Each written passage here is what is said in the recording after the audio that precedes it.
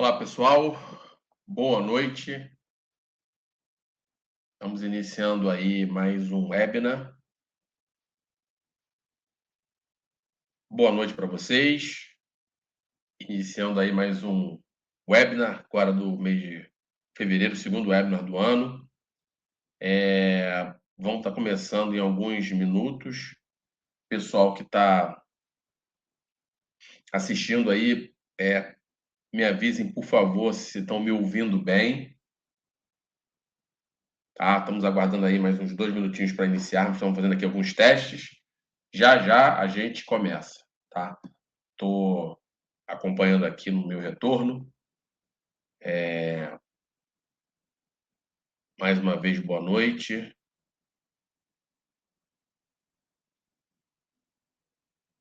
Vamos só aguardar um minutinho. Com meus testes aqui, o microfone está ok, câmera está ok.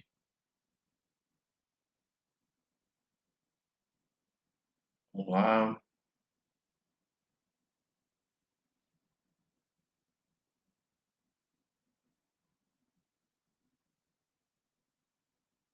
Boa noite, pessoal. Gente, mais uns segundinhos aí para iniciarmos. Eu vou logo compartilhar a minha tela. Mais uma vez aí apresentando o nosso programa. O programa de webinars faz parte aí de uma iniciativa chamada In Weekly Posts, onde eu faço compartilhamento de conteúdo, né, no LinkedIn, focado em gestão de projetos, estratégia, empreendedorismo. Né, os posts são sempre às quintas-feiras, às 9 horas. E, além disso, a gente, esse ano, está implementando um programa de webinars mensal. Então, ou seja, cada mês nós vamos fazer um webinar. E esse mês, o tema talvez seja um dos mais importantes para falar, para explicar, que é sobre cultura, né? Talvez seja o aspecto de maior impacto no resultado de tudo aquilo que é feito em relação à gestão de projetos, gestão estratégica, que é exatamente a capacidade de entender a cultura, se posicionar e estrategicamente aplicar as práticas, né? Então, a gente vai falar exatamente disso hoje, tá? O meu objetivo aqui, pessoal, né, é passar algumas orientações, complementar, né, até alguns conceitos que você encontra em guias como o PMBOK, alguns frameworks, que muitas vezes, né, você tem um conceito ali, é importante você entender, né, mas às vezes fica aquela lacuna ali de, poxa, como é que eu implemento isso, né, na prática? O que eu tenho que me preocupar? Que aspecto, talvez, um guia, uma abordagem, um framework não me complementa de forma que eu consiga entender na prática como é que funciona, né? Então, o nosso objetivo aqui hoje, né, é falar, né, apresentar o webinar Cultura Organizacional, como mapear a cultura de sua organização. E a gente começa aqui falando, né, sobre a relação de entendimento e preparação e adequação para a cultura com relação ao sucesso de projetos ou iniciativas, né? E, além disso, a gente vai citar também algumas técnicas que a gente, assim, que a gente possa entender, algumas ferramentas, algumas técnicas, como alinhar esses elementos estratégicos. E por que eu digo que é um elemento estratégico, pessoal? Porque a partir do momento que você trabalha aquilo com inteligência, fazendo um trabalho intelectual, então você está se posicionando para trazer um ganho maior para o resultado, né? E por isso que é estratégico. Porque se fosse meramente ali, faz isso e chega a esse resultado, é uma coisa mecânica, operacional. Então, a partir do momento que aquilo ali vai te dar vantagem competitiva, seja no relacionamento com as pessoas, em potencializar a jornada até o resultado pelo projeto, que é meio, gestão de projetos é meio, aí você está tendo um posicionamento e uma atuação estratégica. Então, por isso que isso alavanca ainda mais a oportunidade, né, do resultado, né, na tua jornada. Pessoal, existem hoje, né, quando a gente vai falar na literatura, né, diversas definições por opiniões de diversos autores sobre realmente o que significa cultura organizacional, tá?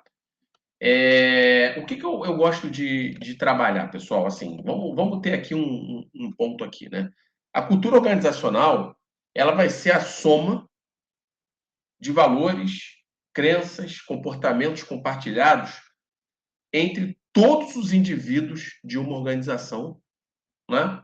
E que vai nortear de como as coisas funcionam, positivamente ou negativamente. Então, por isso que às vezes você vai ter ali, poxa, determinados processos funcionam, que é uma beleza. Os mais conservadores, os mais técnico-operacionais, que já estão ali acontecendo há muito tempo. E outros que são mais novos, fogem um pouco da rotina, já não tem tanto um desempenho como aqueles outros que já têm há mais tempo.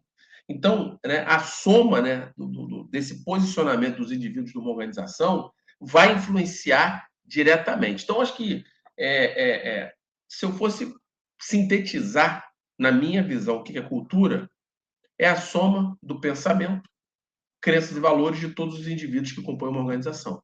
Então, naturalmente, quanto maior for o número de pessoas numa organização, né, maior e mais complexo vai ser a cultura.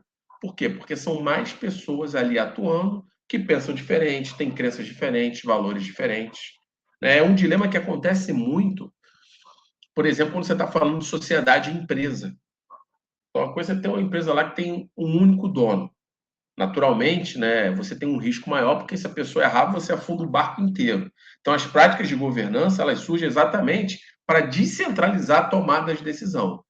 Porém, quando você coloca dois sócios, dois donos, três, quatro, você aumenta a complexidade, porque você tem ali uma questão de ter mentes, cérebros que pensam diferente.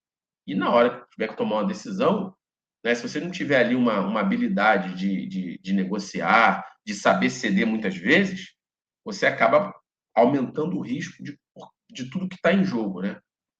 Um exemplo que eu gosto de citar, a Google, né, ela tem muito essa pegada de inovação, né, dando autonomia, empoderando ali um pouco a visão mais técnica, né, escutar, né, os especialistas. Né, quando você vai pegar uma cultura mais conservadora, você vai falar lá, a gente tem aqui uma sala de inovação.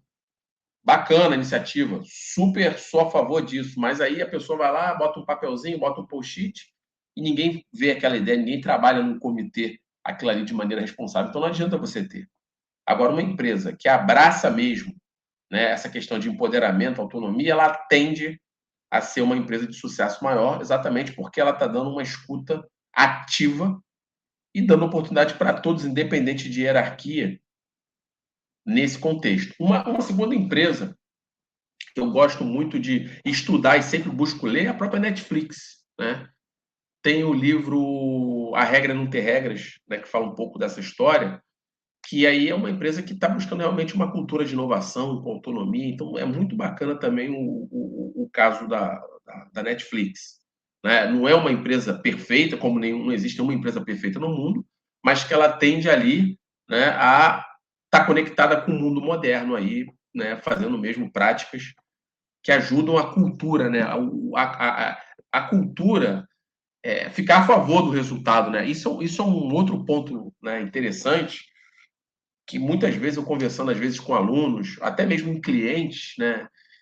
E eu já recebi essa pergunta, gente, foram mais de 10 vezes em lugares diferentes com pessoas que nem se conhecem. Mas é uma pergunta que ela é um pouco polêmica, né? É, vai falar assim, Carlos, por que todo esforço que a gente faz parece que a cultura joga contra o resultado, né?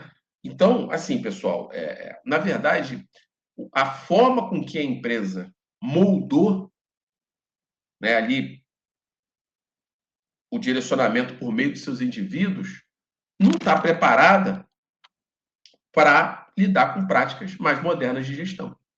Então fica aquela sensação que parece que tudo que você faz vai contra o resultado ou o benefício que aquilo ali proporciona.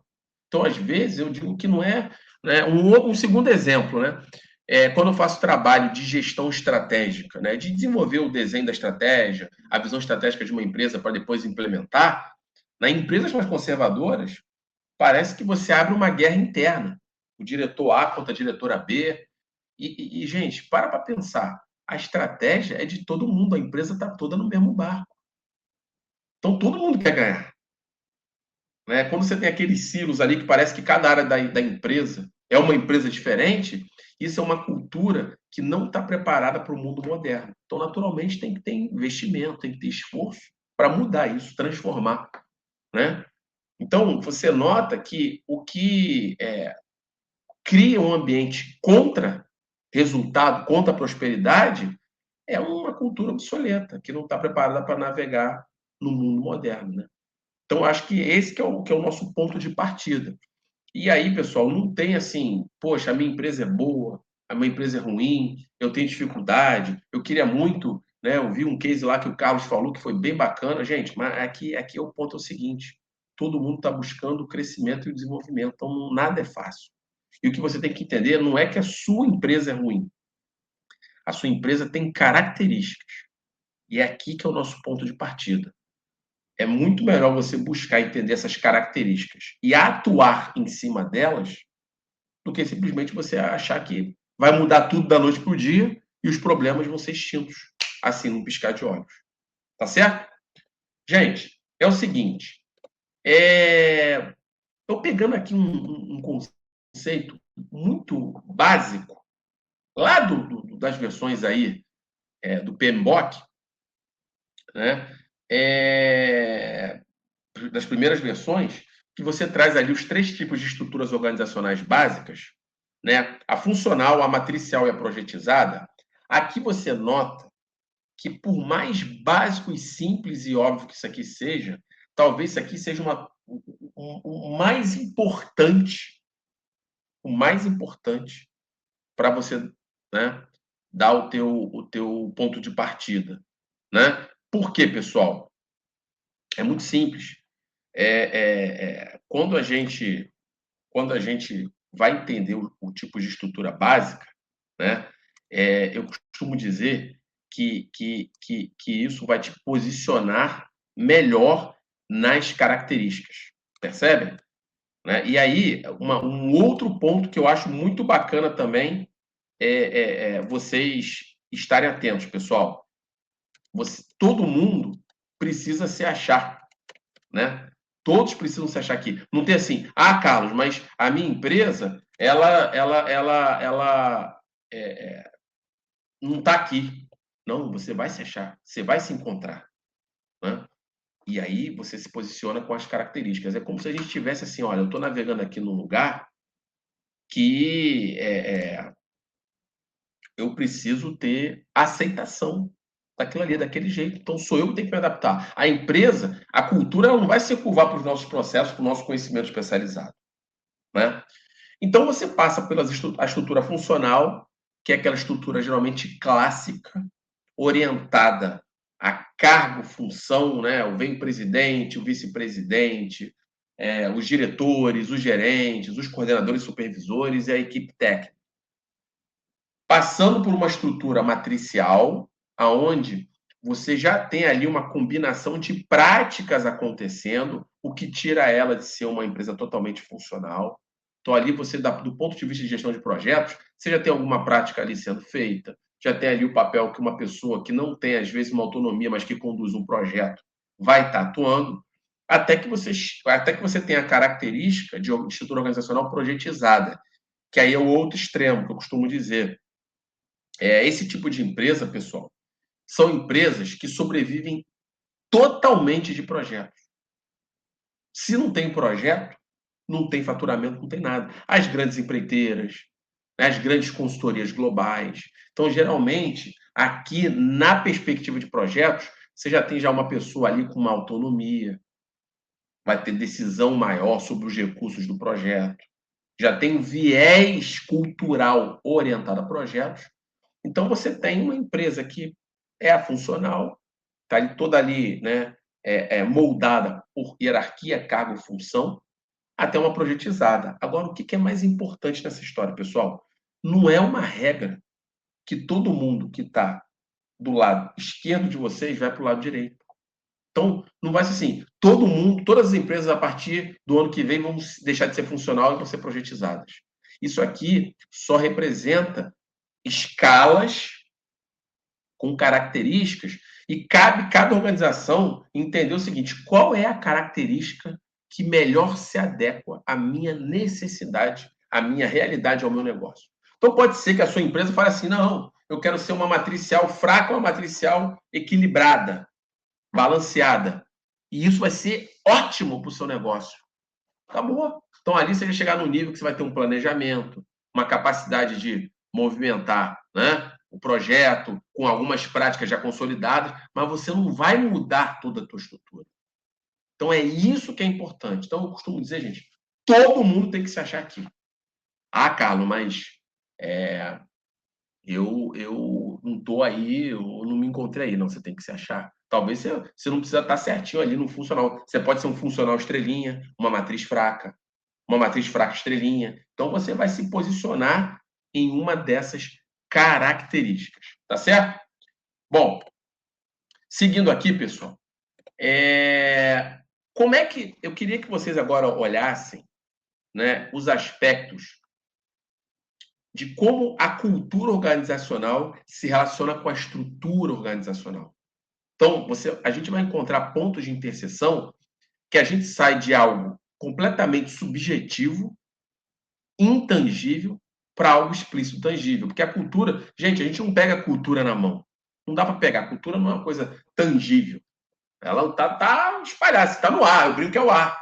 Né? Você não consegue, né, tangibilizar ali. Você tem até hoje algumas abordagens que conseguem medir, te posicionar numa escala ali e tal, mas mesmo assim a cultura a gente não pega ela na mão. Né?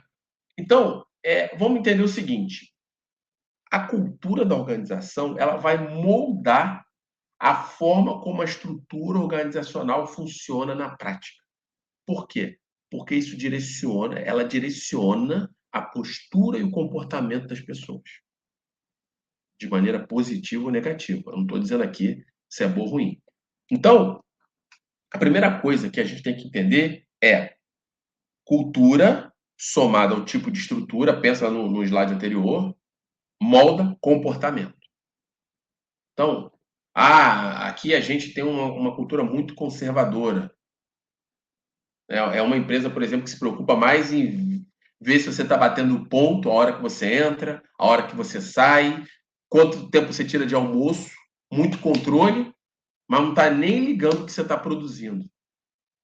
Percebe? Até para uma cultura mais moderna, ela vai olhar produtividade, ela vai olhar resultado. Então, assim, gente, são extremos. Então, por exemplo, uma empresa conservadora, no período de pandemia, você imagina uma cultura extremamente conservadora. Vem um fator externo de alto impacto, como foi a pandemia ali que a gente viveu em 2020, 2021, foram anos bem complicados, e aí fala assim, ó, sexta-feira todo mundo vai para casa, segunda-feira todo mundo de home office. Você imagina quanto que isso deve ter doído. Percebe? Então, pessoal, é isso que a gente tem que entender, o comportamento, né? Ele acaba sendo influenciado e moldado pela soma da cultura com a estrutura organizacional. Né? E aí, isso pode gerar práticas comuns, até práticas que você entenda, poxa, isso aqui é uma péssima prática que eu tenho, isso aqui é uma ótima prática que eu tenho. Mas vai criar ali, né, o que a gente chama de zona de conforto. Uma cultura, ela acaba acomodando. Né? E aí a gente começa.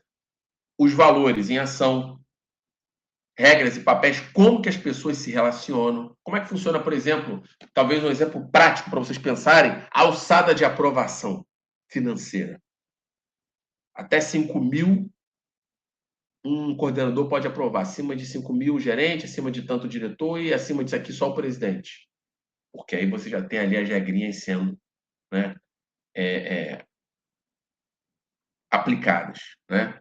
Então, gente, todas essas engrenagens funcionais, elas são influenciadas e aplicadas do ponto de vista de prática, conforme essa relação aqui de cultura, estrutura e comportamento. Sempre nessa ordem. Percebe? Então, eu gosto de mostrar essa visão, porque você vai se encontrar e vai ver até determinadas coisas que acontecem, que você pode gostar, criticar, achar que poderia ser melhor, ou que isso aqui dê certo, com essas engrenagens aqui. Então, gente, eu vou pegar agora três tipos de serviço que nós, né, na minha empresa, que sou diretor, né, executivo, nós fizemos nos últimos anos. Então, estou aqui pensando na implantação de um escritório de projetos numa empresa de grande porte e na implementação de gestão estratégica, ou seja, a construção do desenho da estratégia de duas empresas ligadas à tecnologia. Então, em todos esses casos, a gente passou um tempo mapeando, levantando o máximo de informações possíveis nesse aspecto. Carlos, mas como é que vocês fizeram isso? Daqui a pouco a gente fala. Então, isso aqui é um norte para a gente, certo? Bom,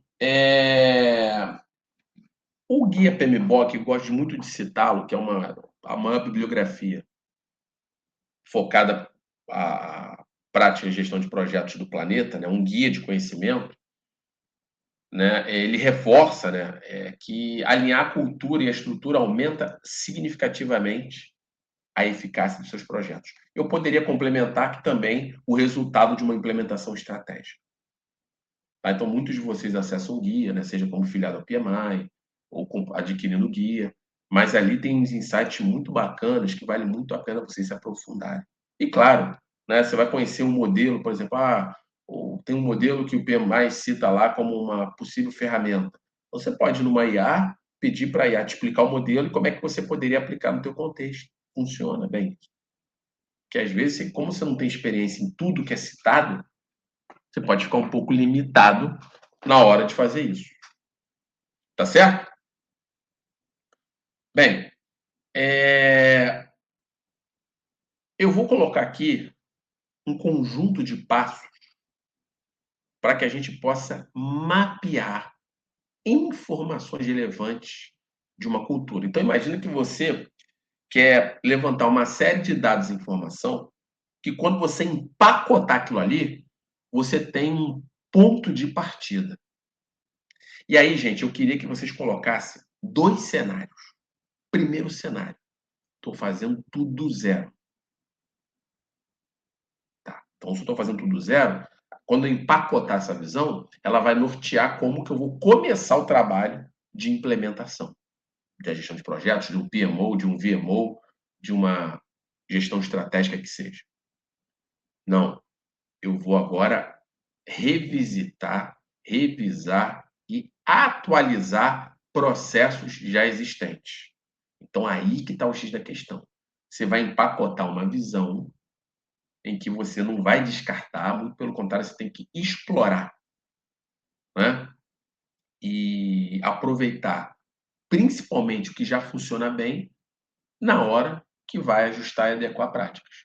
Uma coisa que eu recebo, gente, assim, quando a gente está fazendo, por exemplo, uma apresentação comercial para fechar um projeto novo num cliente, é muito comum o cliente falar assim, Carlos, nós entendemos que o que você está propondo para a gente são processos mais modernos e que realmente a gente precisa, porque não dá para fazer estratégia, por exemplo, usando conceitos tradicionais, que vai gerar muita burocracia, aqueles conceitos de planejamento estratégico pesado, aquela coisa toda, mas eu estou preocupado porque a gente já construiu alguma coisa.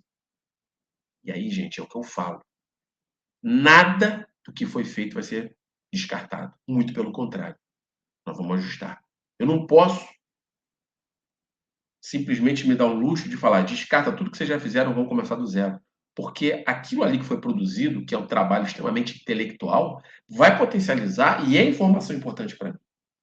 Por isso que a gente, todas as implementações que nós fizemos, desde sempre, nunca algo que foi produzido, que tem contato direto ou indireto com aquele tema, seja um PMO, seja um VMO, a gente tem um case de VMO bacana, ou de gestão estratégica, que é a maioria é o carro-chefe nosso, eu descartei. Percebe? Então, é isso que eu quero que vocês pensem. Então, esses dois cenários, indo do zero ou não. Eu tenho uma estrutura que roda, né? E com isso eu vou potencializar, ajustar, né? E atualizar e melhorar o meu processo de gestão, seja o que for. Então, olha só, a gente vai usar, né? É muito comum entrevistas e questionários. Então, é uma coisa interessante que eu explico isso, até em palestra também, quando a gente está em evento, em aulas de MBA. Por exemplo, pessoal, quando eu vou trabalhar gestão estratégica numa empresa, eu não chamo nem de premissa, eu chamo de restrição, tá? Gente, se eu e a minha equipe não acessarmos os principais executivos, ou seja, a camada tomadora de decisão da empresa, o que a gente faz não funciona. Aí você vai falar assim para mim, Carlos, mas então se você não acessar, então você não vai fechar o projeto, não vai vender? Não, não vou vender. Infelizmente, eu tive que dizer não para empresas, né? Quando eu via que eu não ia conseguir acessar quem decide, eu pedi para sair do processo e falei, olha, as outras empresas que estão seguindo aí, dei oportunidade para elas. Por quê? Porque não funciona. Carlos, mas por que você é tão rígido assim? Gente, é muito simples. Se eu estou trabalhando com a estratégia da empresa, ou seja, são as práticas, os conceitos que vai influenciar o futuro da organização, como é que eu vou fazer isso se eu não trabalhar com quem decide? Eu vou jogar uma decisão para uma camada operacional que não tem autonomia. Não vai funcionar. Então, eu tenho ali, eu comecei aqui um novo projeto. Eu tenho lá o presidente, 2 diretores, 3 gerentes, né? Então, a gente faz um mapeamento e aí a gente faz entrevistas individuais, gravadas, quando é à distância, quando tem usando tecnologia, né? Para ajudar a gente a entender expectativa, caminho. E quando você tem ali uma conexão, por exemplo, já indo para práticas, por exemplo, de escritório de projetos, então é comum você ter ali um número de pessoas na equipe que você não vai ter um tempo hábil para entrevistar todo mundo de maneira individual. Então você pode aplicar algum tipo de questionário, aí tem os modelos de maturidade, né, de gestão de projetos, para que você tenha, perdão, uma capacidade de colher o máximo a percepção das pessoas. Então esse é o passo um. Tá? Aqui tem, né? Eu brinco que quando eu falo de observação direta, gente, no livro não está escrito isso. Na prática, no teu guia, tá? Eu brinco que aqui, gente, é o dia a dia você navegando no ambiente, conversando, tomando café, às vezes captando uma coisa que seja informal. Né, quando você vai para o processo formal, ali você sabe que você tem um registro que ele vai ser formalizado. Mesmo que você não coloque o nome de quem falou aquilo. A gente trabalha, a gente combina o seguinte, olha, geralmente eu estou lá, fiz um acordo com o presidente da empresa. Quando nós fizemos as entrevistas individuais com os executivos e executivas, a gente vai mostrar o resultado consolidado, de forma que ninguém vai saber quem falou o quê. Claro que a pessoa vai ver determinado ponto e falar, fui eu que falei aquilo, mas ela não precisa levantar a mão, eu disse isso. Porque a gente quer preservar a integridade da pessoa e explorar o máximo que ela pode oferecer. Agora, a observação direta, não. É você, né, entender como é que a coisa está funcionando na prática, né? Eu costumo dizer, gente, nós vivemos muito isso, né, um projeto grande há pouco mais de 1 ano e 3 meses atrás. Aplicamos um questionário de maturidade, se eu não me engano, foram para 55 pessoas, maturidade e gestão de projetos. E aí a gente tem ali um posicionamento no que o modelo de maturidade posiciona a organização. De 1 a 5 ficou 2,38, um exemplo. Mas aquilo ali é o resultado de um questionário que foi aplicado e que as pessoas, por consenso, votaram em respostas que dizem, você tem isso, você tem aquilo. Só que uma coisa é eu aplicar o questionário, tabular e gerar um número. E outra coisa é eu ir em campo no dia a dia e ver se aquilo ali está coerente. Porque assim, gente, se fosse assim, você não precisaria do Carlos, do Ricardo, de quem for para fazer esse trabalho. Você bota a IA para fazer, ela faz tudo para você. Então, você tem que ter a capacidade de cruzar o que vem da tua percepção, o que muitas vezes você tangibiliza como é um modelo de maturidade, e confrontar com o que está acontecendo na prática. Não é só se fosse assim, gente. Era só jogar um Excel lá, tabular e acabou. Tá aqui, ó. Pá, vá, vamos fazer isso. E não é assim que funcionam as coisas. Até gostaria que fosse. Percebe? Bom, existe, né, o passo de você analisar artefatos. Aí a gente pode entender. Eu vou aqui para simplificar, analisar processos, ferramentas e técnicas aplicadas, né? Que vai ajudar ali nas engrenagens de você entender a cultura. Ah, Carlos, aqui foi interessante que num PMO, dentro de uma área de engenharia pesada, você via lá que, às vezes, 4 coordenadores pares tinham cada um sua ferramenta. Um usava Kanban, o outro usava MS Project, o outro usava Scrum com Kanban e com MS Project, então alimentava. Então você começa a ver, né, a disparidade e a oportunidade que você tem de integrar e otimizar. Então é assim, gente, é ouvir, registrar. Então você tem a equipe, né? Quando estou lá com a equipe, fica cada um lá com a sua função, você registra isso, você isso. Aí depois a gente volta, nós consolidamos, destrinchamos ponto a ponto, se está todo mundo na mesma página, para depois tabular e validar com o cliente. Percebe? Então, assim, gente, isso aqui não é algo que você faz da noite para o dia. Por isso que eu costumo sempre falar isso, gente. Até para a expectativa, para você que está ouvindo a gente, gente, planejar e trabalhar como tem que ser na perspectiva de conhecimento especializado dá trabalho. Dá trabalho. Você não pode, assim, é um tipo. Por exemplo, tu vai fazer gestão estratégica. Gente, você está moldando o que há de mais importante na empresa que vai o quê? Representar o futuro dela. Então você não pode se dar o luxo de errar ou escorregar. Pô, isso aqui passou batido, porque depois cai no limbo ali e acabou, você perdeu. Né? Tem um modelo, né? Depois vocês pesquisem, que é o modelo de Shen, né? Que eu já usei algumas vezes, mas aí é mais para dar um framework que vocês possam pesquisar depois com calma, que vai dar uma visibilidade ali para os artefatos que estão ali explícitos, algum valor que seja declarado por parte das pessoas, ou até mesmo de uma ferramenta, né? E até às vezes coisas que não são tão claras, não são tão explícitas. Então, pesquisem sobre esse modelo, porque aí você sai daqui, né, desse webinar com um exemplo prático, né, que conecta com os passos anteriores que eu fui dando, como é que funcionam as coisas.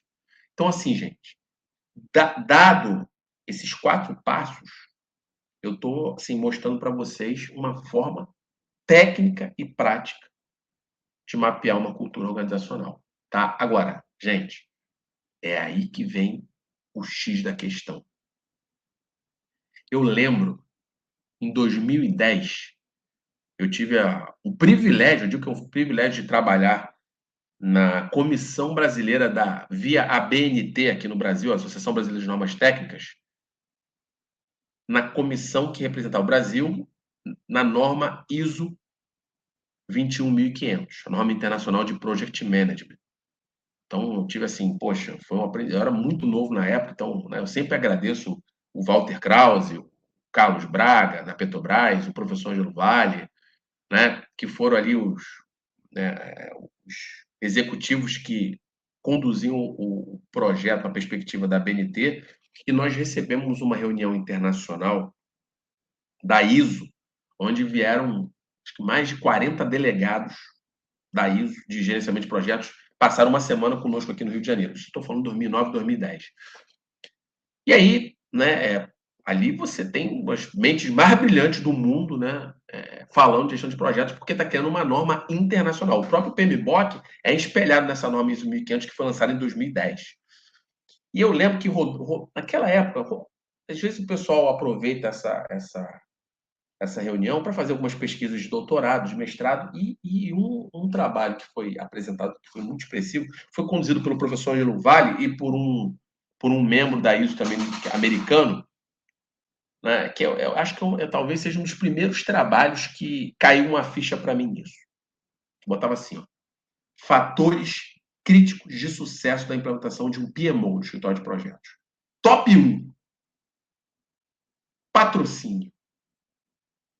Sim, gente. Desde sempre isso é assim. Se você não tiver o apoio, o incentivo, o patrocínio, ou seja, o entendimento por parte de quem está na camada que decide do valor que aquilo ali tem, eu digo para vocês que tem grande chance de fracassar. Então, assim, gente, desde o início de qualquer iniciativa que você participe, de gestão de projetos, de estratégia, do que for, envolva os líderes da organização. Líderes, lê-se, quem decide. Porque isso vai legitimizar o teu processo, vai mostrar transparência, vai mostrar comprometimento e às vezes você pode ter até direcionamento com base em limitação de recursos, o que pode e o que não pode, para moldar o teu trabalho. Então, depois de entender as estruturas organizacionais, eu diria que isso aqui é o mais importante de tudo que a gente está falando. Tá? Bom, vamos dar aqui alguns exemplos que eu já citei, né? Agora a gente vai deixar um pouquinho mais prático, né? Sobre ferramentas para mapear que norteiam aqueles 4 passos. Então, você tem um passo, ou seja, eu vou fazer isso, beleza. Como que eu faço isso? Aplicando isso aqui, a ferramenta. Tá? Bom, workshops diagnóstico, né? Eu, particularmente, sou fã de workshop quando a gente tem ali um número de pessoas que a gente não consegue, de maneira individual, inicialmente conversar por conta do tempo. Geralmente, esse tipo de projeto, né, você tem uma pressão por prazo, você tem 6 meses para implementar o PMO, a nossa estratégia está precisando para ontem, então você não dispõe de tempo para levantar, você tem que ser rápido no gatilho. Então, o workshop é uma forma de você botar pessoas ali que são indicadas, que são relevantes para o processo, e dali criar uma sessão colaborativa. Naturalmente, você tem que ser um ótimo facilitador, criar um ambiente legal. Né? E é muito comum, às vezes, as pessoas, poxa, eu estou aqui também começa a desabafar os problemas, aí você tem que dar uma freada, calma, isso aqui a gente tenta amarrar assim. Então, você tem que ter uma capacidade muito boa de facilitar, entender, registrar a informação e trabalhar ela em prol do projeto. Isso, gente, é uma habilidade que é muito comportamental. Porque fazer um diagnóstico, você vai fazer um roteiro, vai botar todo mundo na sala, vai projetar ali um slide que vai nortear a discussão, e acabou, você faz. Mas uma boa facilitação é mais a tua capacidade de articular e falar em público e entender isso. Eu costumo sempre dizer, gente, na minha equipe eu tenho uma profissional que é excelente fazendo isso. Eu não sou. Ótimo, então coloca a pessoa na sua equipe para fazer. Tá entendendo? Faça. Não trava por causa disso. Mas é um trabalho que está jogando todo mundo no mesmo time, gente. Percebe? A segunda ferramenta, então a gente está falando aqui de um workshop diagnóstico. O workshop, eu diria que ele está associado mais a uma técnica de agrupamento de pessoas que vai te ajudar ali com ferramentas automatizadas, né, chegar na fotografia. Então, e aí, gente, eu não vou detalhar como é que funciona o meu, porque o meu funciona para mim, mas não vai funcionar para você. Mas assim, aqui é para te dar uma ideia. Análise SWOT. A análise SWOT é uma ferramenta muito utilizada em formatação e modelagem estratégica. Tá? A SWOT, né, é uma sigla que traduzindo para o português fica lá, forças, fraquezas, oportunidades e ameaças. E aqui a ênfase é relacionada, perdão, à cultura. Eu não estou falando de mercado, eu não estou falando do teu produto ou serviço, é para a cultura da empresa. Tá? Então, geralmente, o pessoal que faz o MBA de gestão empresarial, estuda estratégia, né, o pessoal que estuda riscos em projetos, trabalha essa ferramenta. Tá? Terceira, uma das mais poderosas, mapear as partes interessadas, principalmente aquelas que têm poder e influência. Percebe? Então, você vai ter ali, Carlos, eu mapeei aqui na organização 60 stakeholders. Gente, pegando um Excel, botando o nome, a função, o telefone, o e-mail, a área, o departamento, você já vai ter uma fotografia. Você pode botar algumas flags do tipo, ó, aqui decide, aqui é intermediário, para te ajudar a entender esse contexto e correlacionar com as pessoas da camada que decide quem é quem. Ah, Carlos, mas aí eu, na cultura aqui da minha empresa, eu estou até relatando um caso de um cliente alguns anos atrás no setor de saúde, 3.000 funcionários. Então você está me dizendo que você vai fazer 3.000 linhas no Excel? Eu falei, não, eu vou mapear aqueles, dentre os 3.000, que tem o maior grau de poder e influência. É a diretora-geral, o vice-presidente, um coordenador. Então, desses 3.000, eu vou chegar numa lista de 50, 100 pessoas. Então, não são 3.000. Percebe? Inclusive, partes interessadas é uma das áreas, é um dos domínios, né, de desempenho que está ali nas práticas de projetos. Tamanha relevância. Você tem ali, né, práticas de comunicação e partes interessadas conectadas entre si. Tá? Bom, e aí, pessoal, a integração, aqui é uma perspectiva mais de projeto, você modelar e adaptar as práticas de projeto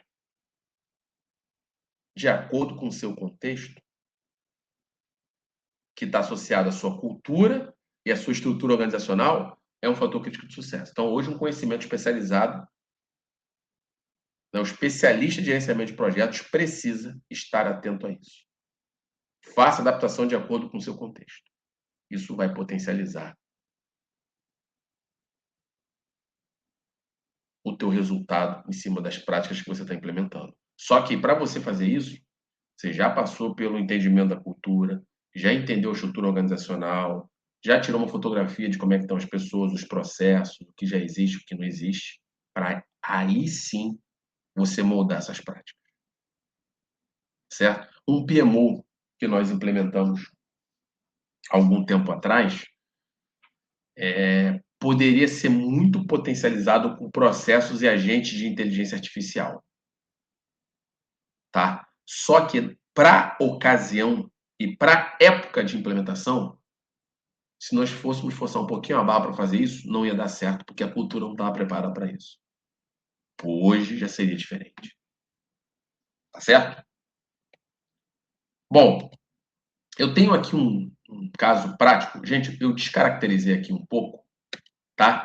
Mas só para dar um exemplo de um caso que nós passamos por uma empresa de tecnologia, há algum tempo atrás, que a empresa ela estava numa estrutura funcional, aquela bem pesada, engessada, e ela tinha um objetivo de adotar as práticas de projetos, criar um PMO pequeno, não era nenhum PMO grande, era um PMO pequeno, mas que desse capacidade de implementar os projetos mais rápido.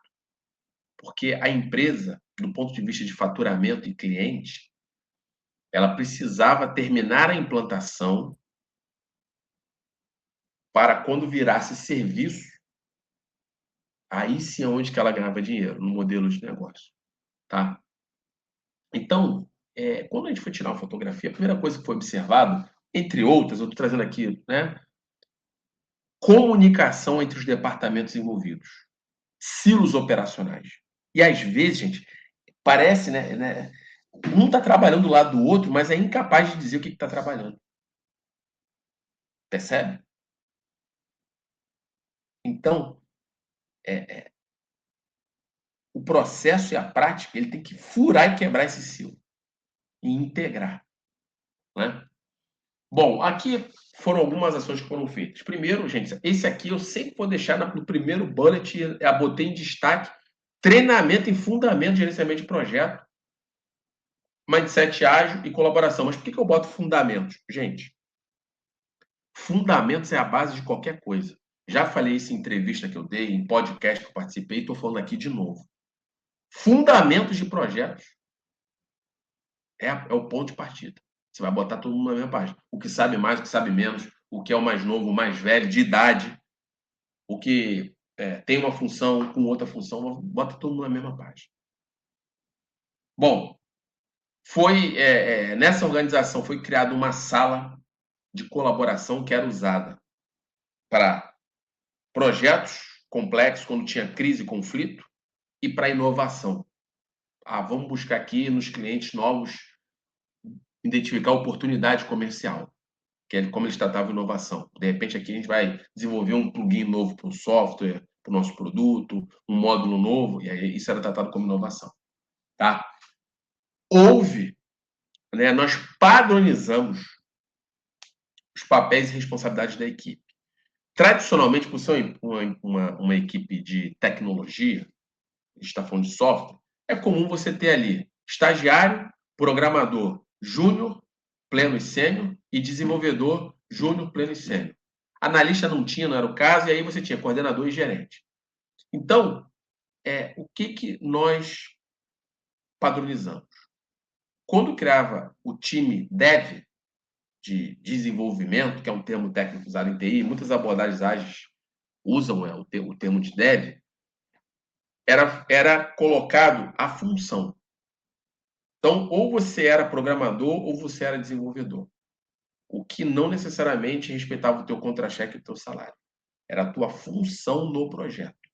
Então, quem era programador sabia exatamente o papel. Quem era desenvolvedor, que não tinha nada a ver com a programação, nesse caso aqui tinha um outro papel, sabia que tinha que fazer. Às vezes, um estagiário ele podia estar como programador, como desenvolvedor. O estagiário está ali se desenvolvendo, né? E aí, obviamente, os talentos eles eram efetivados. Depois, passava a fazer parte do corpo funcional. Tinha o líder, né? A gente fez uma visão de líder que misturava um Scrum Master com um gerente de projetos, mas é uma pessoa mais sênior, porque tinha que mexer com um dado de contrato, e acima o diretor, que cuidava de todos os projetos da empresa. Pronto. E o último ponto, as reuniões.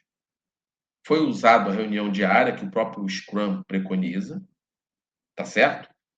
E a reunião de governança, que era as lideranças da empresa, era quinzenal.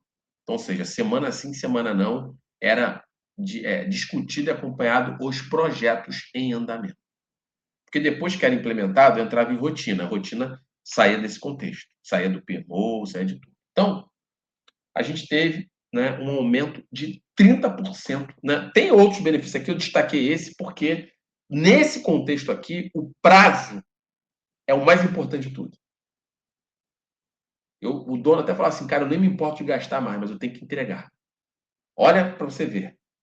Então, esses 30% do prazo, quando fez essa virada de chave, primeiro, zerou implantações que já estavam pendentes há mais de 9, 10 meses, porque estava todo mundo perdido. E todos os que nasceram dali para frente, nasceram no processo adequado e correto. Então, 30% no prazo original, gente, o ganho que isso dá para o faturamento da empresa, para o resultado e para o cliente, é uma coisa que, assim, no 1 ano, 2 anos, 3 anos, se você for tangibilizar, é quase 70% do faturamento da empresa. Porque é a virada de chave que eles fazem. Apesar que você está olhando aqui 30% no prazo, está falando o seguinte, pô, eu fazia em 10 dias, agora estou fazendo em 7. Né? Que eu tô falando de desempenho, 30% a menos, porque eu organizei meu processo. Gente, isso somando e tangibilizando é uma coisa extremamente impactante do ponto de vista financeiro. Você está vendo aqui um aspecto que é relacionado a tempo, mas quando a gente tangibiliza e se transforma isso em dinheiro, é uma coisa de alto impacto. Tá certo? Bom,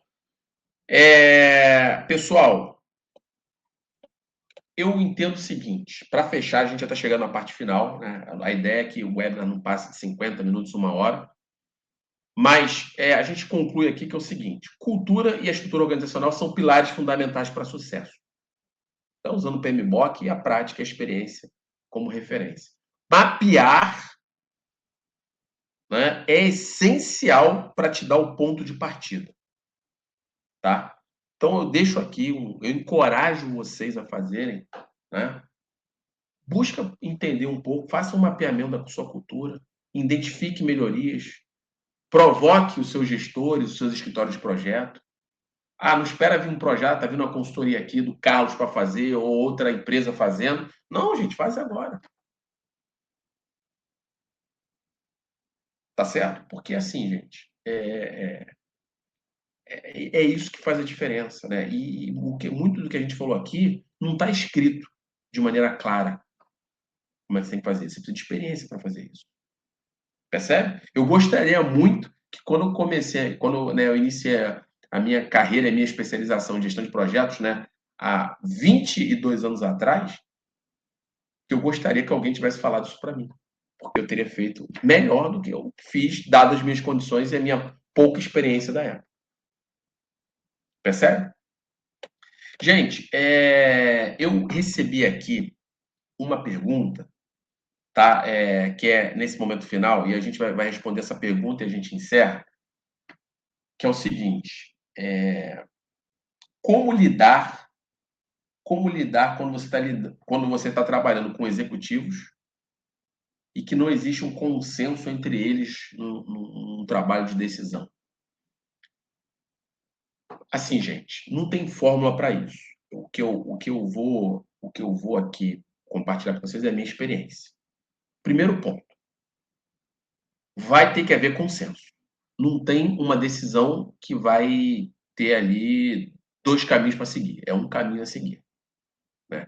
Cabe, cabe uma boa facilitação para que você mova o consenso do grupo. Veja, não estou falando todas as pessoas, mas o consenso de que aquilo ali é o mais importante. Mesmo que quando pode acontecer de ter canetada.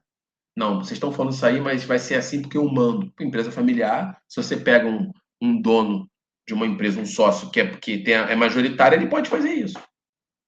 Então, é aquela história, gente. Nós, especialistas, nós não decidimos. Então, pode vir a canetada, mas mesmo assim eu vou recomendar. Senhor presidente, senhor sócio, senhor diretor, entendo que o direcionamento é esse, só recomendo que seja assim, assim, assado. Cabe a ele ler, entender, ajustar ou não. Mas eu fiz o meu papel de recomendar. Então é a melhor forma que eu, Carlos, entendo de como isso tem que ser feito. Tá certo?